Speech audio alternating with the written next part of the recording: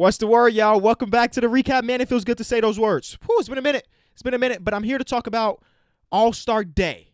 Not weekend, unless you want to count the 2-on-2 between Quavo and 2 Chainz. It was just an All-Star Day. And I don't know if I really enjoyed it or it was kind of bad and forgettable. It's one of the two. Leave a like, subscribe if you're new. Let's have that conversation. I can say I did like the structure of this day, starting off with the skills competition, going all the way down to the last buzzer of the All-Star game. I really like the idea of it being one day full of everything. But me and you know that that's not going to be the case next year. You know, hopefully things are a little bit more safe because the NBA loves that revenue. 3 days of ad revenue, 3 days of ticket sales, you know they breaking it back up. But I do like that everything was right after each other. Until we got to the second half today, I thought this was a whole W. Skills competition is what it is. It's like an appetizer, little warm. Nobody actually cares about the skills competition. The people in the skills competition don't care about the skills competition. So with that being said, it was still enjoyable, I think. I was rooting for Robert Covington, because it was just different to see a guy like him in that, because he has not showcased like skill, like dribbling ability, passing ability throughout his entire career. But I understand why he was there for the HBCUs. Shout out to them.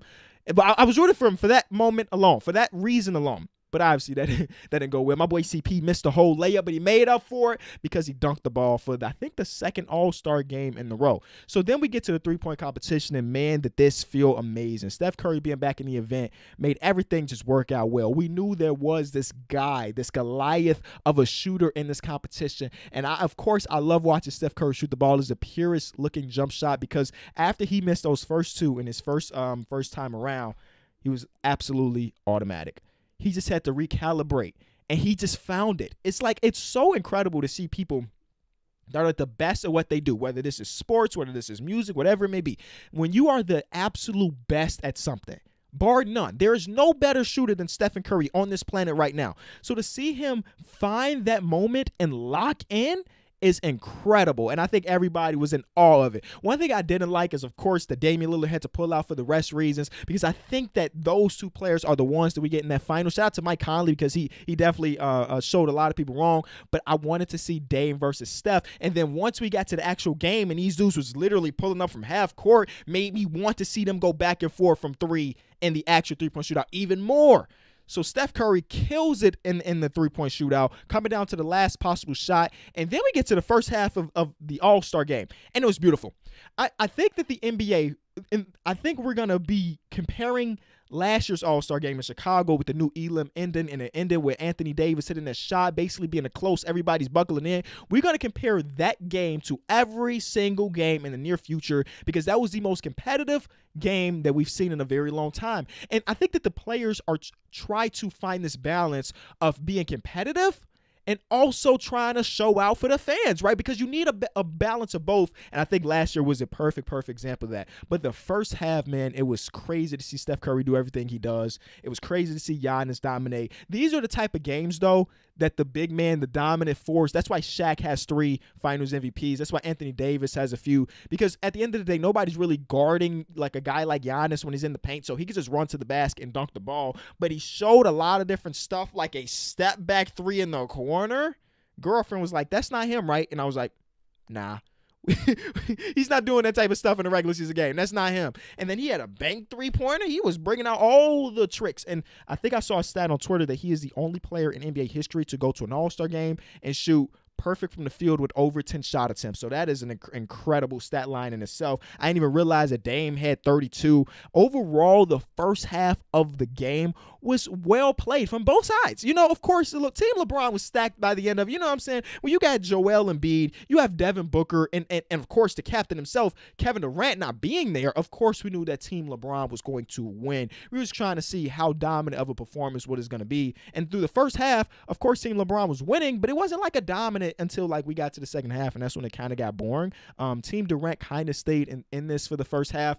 But yeah, it's very weird to have Team Durant missing that many. I was saying this in our podcast. Imagine they go through this draft, right? Team LeBron versus Team Kevin Durant. You draft Devin Booker, And then your Devin Booker draftee gets replaced by Mike Conley. Now, that's not a knock at Mike Conley, but if you were trying to get Devin Booker and you got Mike Conley as a substitute, that is a downgrade. And then we have this whole thing that was the biggest concern when it comes to putting together this all-star game was like the COVID thing. And we saw that today with Joel Embiid and Ben Simmons, who of course bona fide all-stars should have been in the game today.